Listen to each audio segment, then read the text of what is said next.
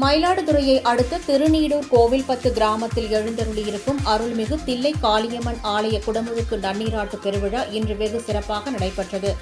இதனை முன்னிட்டு வேள்விச்சாலையில் வைத்து பூஜிக்கப்பட்ட புனித நன்னீர் கடங்கள் மேல தாளங்கள் முழங்க ஊர்வலமாக எடுத்து வரப்பட்டு விமான கலசங்களுக்கு நன்னீராட்டு நடைபெற்றது. இவ்விழாவில் திருநீடூர் கோவில்பத்து மற்றும் அதன் சுற்றுவட்டார கிராமங்களைச் சேர்ந்த திரளான பக்தர்கள் கலந்து கொண்டு அம்மனை வழிபட்டனர். இதேபோல் சேலம் மாவட்டம் ஓமலூரை அடுத்த செல்லப்பிள்ளைக்குட்டை கிராமத்தில் அருள்மிகு தேவி ஜடை மாரியம்மன் கோவில் உள்ளது. இந்த கோவிலில் 12 ஆண்டுகளுக்கு பிறகு மேற்கொள்ளப்பட்ட புனரமைப்பு பணிகள் அண்மையில் நிறைவு பெற்றதை அடுத்து குடமுழுக்கு விழா கோலாகலமாக இன்று நடைபெற்றது.